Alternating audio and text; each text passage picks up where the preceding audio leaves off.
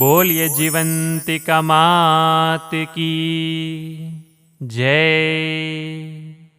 જીવંતિકા માતાની વાર્તા। કાશી નગરીમાં એક રાજા રાજ કરે। તેને રાણી પણ સાણી અને સદગુણી મળી હતી, તેથી તે પોતાને ભાગ્યશાળી માનતો હતો। બંને બધી વાતે સુખી, પણ સંતાનનું દુઃખ, તેથી રાત દિવસ તેઓ ચિંતા કરતા હતા। રાણીને એક દાસી હતી, તે સુયાણીનું કામ પણ જાણતી। તેને ભાળ મળી કે ગામમાં એક બ્રાહ્મણી ગર્ભવતી છે, તેને 3 માસ થયા છે। એટલે આ જાણ્યા પછી તે રાણી પાસે આવી અને રાણીને ઉદાસ બેઠેલ જોઈ કહેવા લાગી કે રાણી, તમે ઉદાસ કેમ દેખાવ છો? રાણી બોલી કે મારું દુઃખ તો તું જાણે જ છે, મને બતાવ કે મારું બાંધ્યામેણું કેવી રીતે ટળે? દાસીએ પોતાની યુક્તિ જણાવતા કહ્યું કે રાણીબા, આપણા ગામમાં પુરાણીની પત્ની પદ્માને દિવસો રહ્યા છે। હાલમાં તેને 3જો મહિનો ચાલે છે। 6 મહિના બાદ તેને સુવાવડ આવશે, ત્યારે તેનું બાળક હું ચૂપકીથી તમારી પાસે મૂકી જઈશ। પણ હા, તમારે આજથી એવો ડોળ કરવાનો કે તમને દિવસો રહ્યા છે અને 3જો મહિનો ચાલે છે। આમ કરવાથી પારકા સંતાને પણ તમારા કોડ પૂરા થશે। રાણીને આ વાત ગમી ગઈ। ત્યારથી નગરમાં વાત ફેલાઈ કે રાણીને દિવસો રહ્યા છે અને હાલમાં 3જો મહિનો ચાલે છે। ખરેખર ભગવાને રાજાની લાજ રાખી। 9 માસ પૂરા થતાં પુરાણીની પત્નીને પુત્ર અવતર્યો। તેની સુવાવડ કરવા સુયાણી તરીકે પેલી દાસી જ આવેલી હતી। તેણે રાણીને કહ્યા મુજબ બ્રાહ્મણીને અવતરેલા છોકરાને ચાલાકીથી રાણી પાસે પહોંચતો કરી દીધો અને ઠાવકું મોઢું રાખી મહેલમાંથી બીજી દાસીઓને તેણે ખબર આપી કે રાણીબાએ એક રૂપાળા પુત્રને જન્મ આપ્યો છે। દાસીઓએ આ વધામણી સાંભળી અને ખુશ થઈ ગઈ। આખા નગરમાં સમાચાર પ્રસરી ગયા। રાજમહેલમાં આમ આનંદ હતો, ત્યારે પુરાણીને ત્યાં રોકકકડ મચી ગઈ હતી। બ્રાહ્મણીને બાળક અવતર્યું, પણ તે ક્યાં ગુમ થઈ ગયું તેની કોઈને ખબર પડી નહીં। આથી બ્રાહ્મણી કલ્પાંત કરી રહ્યા હતા। બ્રાહ્મણી દર વર્ષે જીવંતિકા દેવીનું વ્રત કરતી હતી અને આ વખતે પણ શ્રાવણ મહિનાના પહેલા શુક્રવારે તેણે જીવંતિકા દેવીનું વ્રત આદર્યું હતું। 3 શુક્રવાર પસાર થઈ ગયા હતા, એટલે તેને શ્રદ્ધાપૂર્વકનું વ્રત ફળ્યું। જીવંતિકા દેવી તેના ઉપર પ્રસન્ન થયા અને તેનો પુત્ર રાણી પાસે હતો, એટલે તેનું રક્ષણ કરતા હતા। બ્રાહ્મણીનો પુત્ર રાજાને ત્યાં લાડકોડમાં ઉછરવા લાગ્યો। દિવસે દિવસે કુંવર મોટો થતો ગયો। ભણીને તે હોશિયાર થયો, ત્યારે રાજા એકાએક મૃત્યુ પામ્યો। એટલે હવે રાજગાદી ઉપર કુંવર બેઠો। તેણે કુશળતાથી વહીવટ ચલાવીને પ્રજાનો પ્રેમ સંપાદન કરી લીધો। એક દિવસ કુંવર પિતા રાજાનું શ્રાદ્ધ કરવા જરૂરી સામગ્રી લઈ તીર્થધામ તરફ ચાલી નીકળ્યો। ચાલતા ચાલતા તે સંધ્યા ટાણે એક ગામમાં આવી પહોંચ્યો। ગામમાં એક વણિકની હવેલી હતી। ત્યાં કુંવર આવ્યો અને વણિક શેઠને કહ્યું કે આ હવેલી આપની હોય તો મને રાતવાસો રહેવા દો। વણિકે કુંવરને આવકાર આપ્યો। તેને જમાડી સૂવા માટે મુખ્ય દરવાજા આગળ ખાટલો ઢાળી આપ્યો અને તેના ઉપર ગાડલું પાથરી દીધું। એટલે કુંવર આડે પડખે થયો, પણ ચાલીને ખૂબ જ થાકી ગયેલો, તેથી તેની આંખો ઘેરાવા લાગી। આ કુંવર જ્યાં જાય ત્યાં તેનું રક્ષણ જીવંતિકા દેવી કરતા હતા।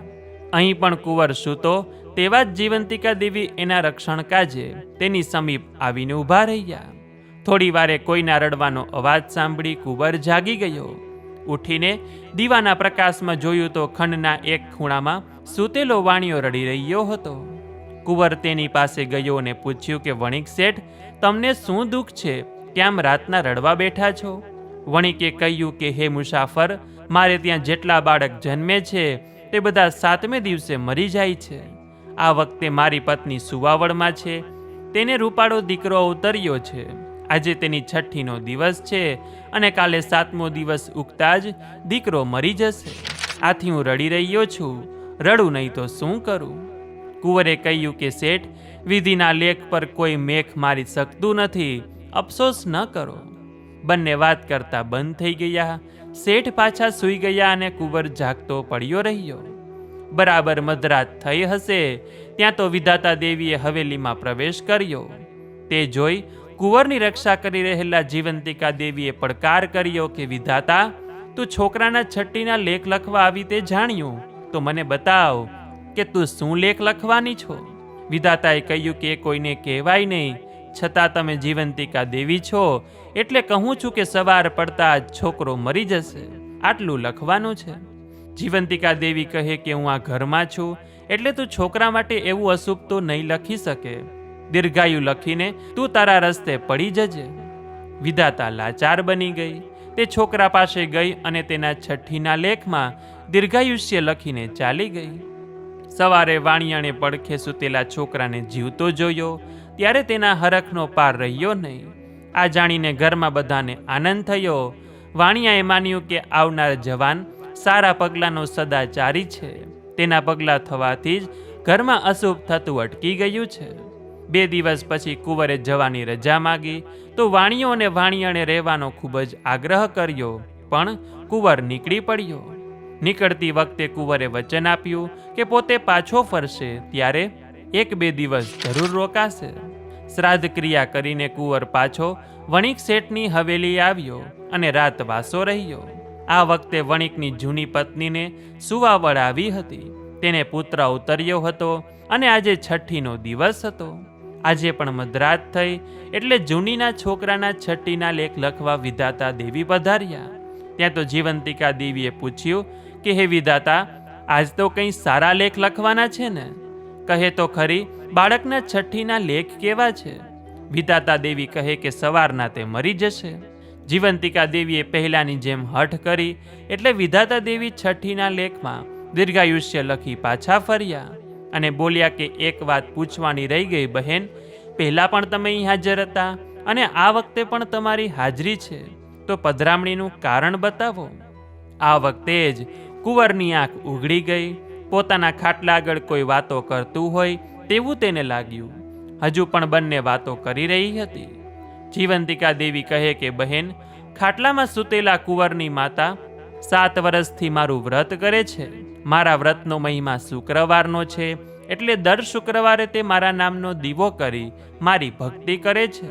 મારા વ્રતના નિયમ મુજબ પીળા રંગની કોઈ પણ વસ્તુનો ઉપયોગ કરતી નથી, પીળા રંગનું અનાજ ખાતી નથી, પીળા વસ્ત્રો પહેરતી નથી અને આમ શુક્રવારે તે મારું જીવંતિકાનું વ્રત કરે છે. તેથી હું હંમેશા તેના પર પ્રસન્ન રહું છું અને આ કુંવર તેનો જ દીકરો છે એટલે જ્યાં હોય ત્યાં હું એનું રક્ષણ કરવા હાજર થઈ જાઉં છું. વિધાતા દેવી હર્ષ પામીને ચાલ્યા ગયા. સવારે વાણિયાણે પડખે સૂતેલા છોકરાને જીવતો જોયો અને વાણિયાને એ વાતની ખબર પડી એટલે તેણે કુંવર પાસે જઈ કહ્યું કે જવાન, ખરેખર તમે મહાચમત્કારિક પુરુષ છો. તમારા શુભ પગલાંથી આજે પણ મારા ઘરમાં અશુભ થયું નહીં. છોકરો જીવતો રહ્યો છે માટે થોડા દિવસ મારે ત્યાં રોકાઈ જાઓ. આ બધો જીવંતિકા દેવીનો પ્રતાપ છે. એમ કહી કુંવર વણિક શેઠની રજા લઈ ચાલી નીકળ્યો. કેટલાક દિવસો બાદ તે પોતાના રાજ્યમાં મહેલે આવી પહોંચ્યો અને રાણીને જોતા જ નમન કરીને પૂછ્યું કે માતાજી, આપ હાલમાં કોઈ વ્રત કરો છો?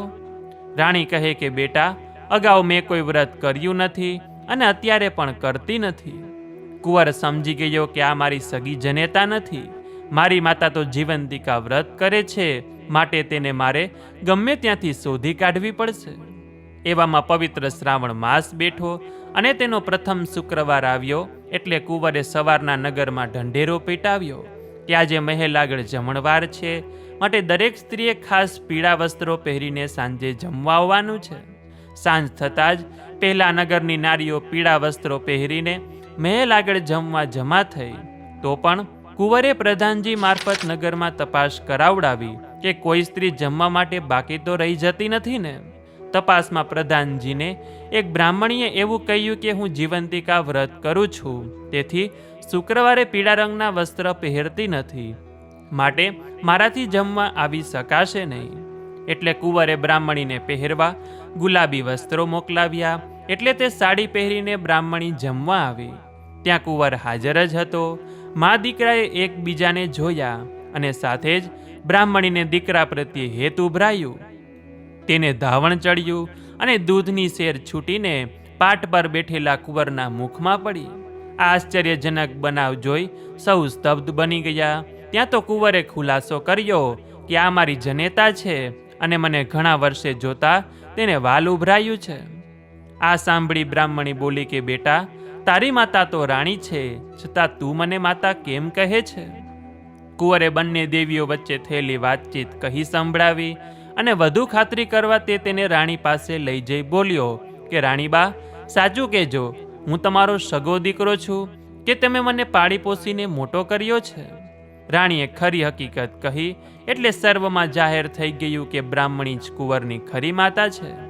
આ વાતની ખબર જમવા આવેલી સ્ત્રીઓમાં પડતા તે બ્રાહ્મણી પાસે આવીને કહેવા લાગી કે ગોરાણીમાં, તમે જીવંતિકા માતાનું વ્રત કરો છો તે અમારે પણ કરવું છે, તો તે કેવી રીતે અને ક્યારે કરવું તેની સર્વવિધિ જણાવો. બ્રાહ્મણીએ કહ્યું કે શ્રાવણ માસના પહેલા શુક્રવારથી આ વ્રતનો આરંભ કરવો. જો પહેલા શુક્રવારે કંઈ કારણ હોય તો બીજા શુક્રવારે પણ વ્રત લેવાય. વ્રત કરનારથી પીળી વસ્તુનો ઉપયોગ થાય નહીં. વ્રત કરનારે સવારે નાઈને જીવંતિકા માતાનું નામ લઈ 5 દિવેટવાળો દીવો પ્રગટાવી માતાજીને નમન કરવું. પછી હાથમાં ચોખા લઈ ચારેય દિશાએ ઉછાળવા કે જેથી પરગામ વસતા બાળકોનું જીવંતિકામાં રક્ષણ કરે. માતાના નૈવેદ્યમાં સાકરનો કંસાર કે શીરો ધરાવવાનો, એમાંથી વ્રત કરનારે એકટાણું જમવાનું અને બાકી વધે તે પ્રસાદમાં વહેંચી લેવું. 5, 7 કે 9 વર્ષ પૂરા કર્યા પછી આ વ્રતનું ઉજવણું કરવું. તેમાં સૌભાગ્યવતી સ્ત્રીઓ, કુમારિકાઓ અને બાળકોને જમાડવા અને તેમને ગુલાબી વસ્ત્રો આપી રાજી કરીને રવાના કરવા. બ્રાહ્મણીએ આમ વ્રતની વિધિ જણાવીને વ્રતનો મહિમા સમજાવ્યો. આથી જમવા આવેલી સ્ત્રીઓએ શ્રાવણ માસમાં જીવંતિકા દેવીનું વ્રત કરવાનો સંકલ્પ કર્યો અને બધી સ્ત્રીઓ મહિમા ગાતી ગાતી પોતપોતાને ઘેર ગઈ. હે જીવંતિકામાં, તમે જેવા બ્રાહ્મણીને ફળ્યા તેવા સૌને ફળજો. વ્રત કરનાર, કથા વાંચનાર, સાંભળનાર, વિડીયો જોનાર, સાંભળનાર સૌ કોઈને ફળજો અને તેના ઘરમાં સુખ શાંતિ સ્થાપજો. તો બોલીએ જીવંતિકા માત કી જય.